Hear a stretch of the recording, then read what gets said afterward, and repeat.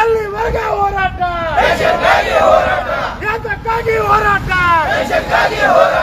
ಎಲ್ಲಿವರೆಗೆ ಹೋರಾಟ ಮದ್ದೂರು ಯೂನಿಯನ್ ಜಿಂದಾಬಾದ್ ಎಆರ್ಎಫ್ ಜಿಂದಾಬಾದ್ ಮದ್ದೂರು ಯೂನಿಯನ್ ಜಿಂದಾಬಾದ್ ಎಆರ್ಎಫ್ ಜಿಂದಾಬಾದ್ ಯಾತಕ್ಕಾಗಿ ಹೋರಾಟ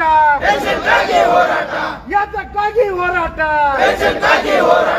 ಎಲ್ಲಿವರೆಗೆ ಹೋರಾಟ ಬೇಕೇ ಬೇಕು ಬೇಕೇ ಬೇಕು ನಮಸ್ಕಾರ ಎಲ್ಲರಿಗೂ. ಇವತ್ತಿನ ದಿನ ನಮ್ಮ ಈ ರೈಲ್ವೆ ಕಾರ್ಮಿಕರು ಬೆಳಗಾವಿ ಸ್ಟೇಷನ್ ಮುಂದೆ ಎಲ್ಲರೂ ತಮ್ಮ ಮುಖ್ಯವಾದ ಹೋರಾಟವಾದಂತಹ ಪೆನ್ಷನ್ ಬೇಕು ಎಂಬ ಒಂದು ಈ ಸರದಿ ಉಪವಾಸ ಉಪಗ್ರಹ ಸತ್ಯಾಗ್ರಹವನ್ನ ಈ ಒಂದು ಸ್ಟೇಷನ್ ಮುಂದೆ ಹಮ್ಮಿಕೊಳ್ಳಲಾಗಿದೆ. ಸತತ 2 ದಿನಗಳವರೆಗೆ ಇವತ್ತಿನ ದಿನ ಎರಡನೇ ದಿನ ನಮ್ಮ ರೈಲ್ವೆ ಕಾರ್ಮಿಕರು ಉಪವಾಸ ಸತ್ಯಾಗ್ರಹವನ್ನು ಹಮ್ಮಿಕೊಂಡಿದ್ದಾರೆ. ನಾವು ಏನ್ ಹೇಳಿ ಬಯಸ್ತೇವೆ ಅಂತಂದ್ರೆ, ನಮಗೆ 2004 ನಂತರ ಅಪಾಯಿಂಟ್ಮೆಂಟ್ ಆದವ್ರಿಗೆ ರೈಲ್ವೆ ಆಯ್ತು, ಒಟ್ಟು ಸೆಂಟ್ರಲ್ ಗೌರ್ಮೆಂಟ್ ಯಾರು ಅಪಾಯಿಂಟ್ಮೆಂಟ್ ಆಗಿದಾರಲ್ಲ ಅವ್ರಿಗೆ ನಮ್ದು ಏನ್ ಬೇಡಿಕೆ ಐತಿ, ಹಳೆ ಪೆನ್ಷನ್ ಜಾರಿ ಮಾಡಿ ಹೊಸ ಪೆನ್ಷನ್ ಅನ್ನ ರದ್ದು ಮಾಡ್ಬೇಕನ್ನುವುದೇ ಇಲ್ಲಿರುವಂತ ಎಲ್ಲಾ ಕಾರ್ಮಿಕರ ಒತ್ತಾಯವಾಗಿದೆ. ಅದಕ್ಕಾಗಿ ನಾವು ಈ ಮಾಧ್ಯಮದ ಮುಖಾಂತರ ಆ ಸರ್ಕಾರಕ್ಕೆ ನಾವು ಏನನ್ನ ಹೇಳಲಿಕ್ಕೆ ಬಯಸ್ತೇವೆ ಅಂತಂದ್ರೆ, ದಯವಿಟ್ಟು ಮುಂದಿನ ದಿನಗಳಲ್ಲಿ ಈ ಹೊಸ ಪೆನ್ಷನ್ ಏನಾಗಿದೆ ತುಂಬಾ ಅಪಾಯಕಾರಿಯಾಗಿದೆ ಅಂತ ಎಲ್ಲರಿಗೂ ಗೊತ್ತು.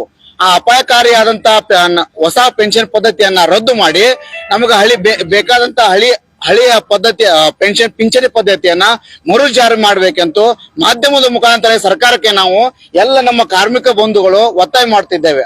2004 सालापासून आमचं all India railway federation organisation अंतर्गत साऊथ वेस्टर्न रेल्वे मजदूर युनियनचे आमचे general secretary doctor AM D'Cruz यांच्या नेतृत्वाखाली सर्व ब्रँच आम्ही ऑल इंडिया लेवल आम्ही हे स्ट्राईक करतोय. वेळोवेळी स्ट्राईक चालू आहे आमचं. हे काय पहिल्यांदा स्ट्राईक नाही आहे, तरी सुद्धा सरकार याच्याकडे दुर्लक्ष करतंय.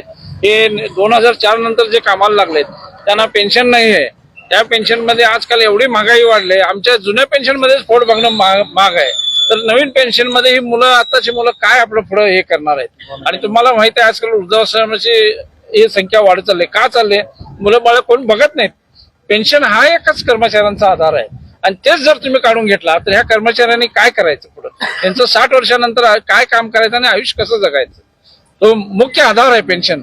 त्याच्यासाठी आम्ही वेळोवेळी हे स्ट्राईक करावले, आणि आजचं पण हे आमचं 4 दिवस झाले, 4था दिवसाचा हे उपास सत्याग्रह चालू आहे. त्या आणि सरकारने ह्याची दखल घेऊन जुनी पेन्शन चालू करावं ही आमची विनंती आहे.